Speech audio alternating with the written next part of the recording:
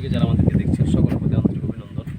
আমরা আজকে একটি খুব হৃদয় বিদারক আলোচনা আপনাদের শোনাবো। সেটা হচ্ছে, আমি গতকালকে মাহফিলে আসছিলাম 15 জানুয়ারি গাইবান্ধা জেলা ফুলছড়ি উপজেলায়।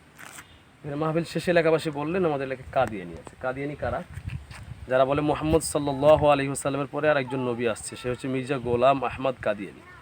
ভাই আশ্চর্য ব্যাপার, আল্লাহ তাআলা কোরআনে প্রায় 99টা আয়াত পেশ করছে যে মুহাম্মদ সাল্লাল্লাহু আলাইহি ওয়াসাল্লামের পর আর কোনো নবী নেই। রাসূলুল্লাহ সাল্লাল্লাহু আলাইহি ওয়াসাল্লাম 200-এর উপরে হাদিস পেশ করছে মুহাম্মদ সাল্লাল্লাহু আলাইহি ওয়াসাল্লামের পর আর কোনো নবী নেই।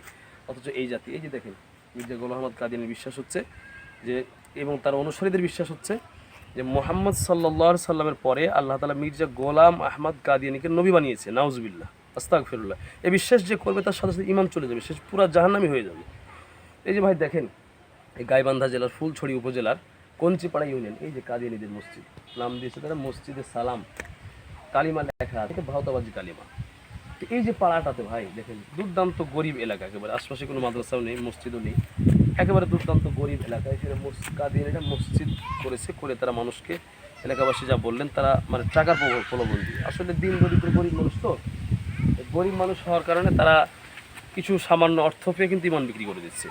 কাদিয়ানিদের 100 মধ্যে একজনও ছিল না, এখন আস্তে আস্তে কত 40 জন হয়ে গেছে না, প্রায় 40-এর ওপরে পরিবার কাদিয়ানি হয়ে গেছে। ভাই তো আমরা একটু দিকে নজর দিই, যারা দিনদার মোত্তাকি পরহেজগার আমরা যারা আছি, এলাকায় একটা প্রচুর, যেহেতু মাদ্রাসা আশপাশে নাই, কাদিয়ানিদেরকে থেকে পরিবারগুলোকে ফিরাতে হলে, এবং আমাদের মুসলমান ভাইয়েরা যেন কাদিয়ানি না হয়ে যায়, এই মানুষের ইমান রক্ষা করতে হলে, আমি যা ঘুরে ফিরে দেখলাম এলাকাতে মাদ্রাসাও নেই।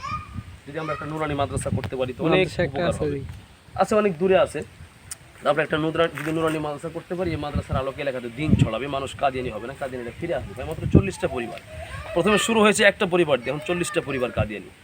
এই যে এদের মসজিদ কাদিয়ানি ফিটের এদিকে, ওই যে কাদিয়ানিদের মসজিদ, এটা মসজিদে সালাম নাম দিয়েছিল। ভাই আমরা একটু এগিয়ে আসি, এলাকার ইমান মুসলমানদেরকে বাঁচায়, মুসলমানের ইমানকে বাঁচায়, মুসলমানের আমলকে বাঁচায়। ভাই পৃথিবীতে নবী তো আসবে না, আমরা যারা মুসলমানরা আছি, আল্লাহ যদি জিজ্ঞেস করে তোমাদের দেশে গাইবান্ধা জেলার ফুলছড়ি উপজেলায় কঞ্চিপাড়া ইউনিয়নে মানুষ কাদিয়ানি হয়ে কাফের হয়ে গেছে, তোমরা কি করছো?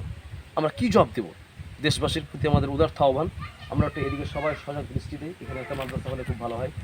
গাইবান্ধা একবার প্রত্যন্ত গ্রাম অঞ্চল, মানুষের ইমান তো ভাই বিক্রি হয়ে যাচ্ছে, এই মানুষগুলো ইমান হারা হয়ে কবরে যাচ্ছে। আমার আপনার ভাই এরা তো কাদিয়ানি হয়ে যাচ্ছে। ভাই এই জন্য আমরা ইমান জাতিকে বাঁচাই, জাতির মানুষকে বাঁচাই, দেশের মাটিকে বাঁচাই। মানে এরা তো আস্তে আস্তে সব নিয়ে যায়, পঞ্চগড়ে কাদিয়ানি, বিবাড়িয়ায় কাদিয়ানি, আপনার রাজশাহীতে কাদিয়ানি, ওইদিকে আপনার যশোরে কাদিয়ানি, গাইবান্ধা জেলায় কাদিয়ানি, কুড়িগ্রামে কাদিয়ানি, রংপুরে কাদিয়ানি। আল্লাহ তালা আমাদের সকলের ইমানকে হেফাজত করেন, আল্লাহ তালা আমাদের সকলকে কাদিয়ানি ফেতনা থেকে আল্লাহ রক্ষা করেন। কাদিয়ানি ফেতনা বিষধর সাপ যেমন বিষাক্ত, বাঘের হুমকার যেমন বিষাক্ত, বাঘ যেমন হিংস্র প্রায়, তার চাইতে ইমান হরণ করার জন্য, ইমান শেষ করার জন্য কাদিয়ানিরা আরও সবচাইতে, এদের চাইতে আরও হিংস্র। এই জন্য ভাই আমরা একটু সকলে সজাগ দৃষ্টিতে, আল্লাহ যেন আমাদের সকলকে হেফাজত করেন। এই এলাকার গাইবান্ধার যারা আছেন, আমরা সবাই সজাগ থাকবো যেন কেউ কাদিয়ানি না হতে পারে। আল্লাহ তালা আমাদের সকলকে কবুল করেন।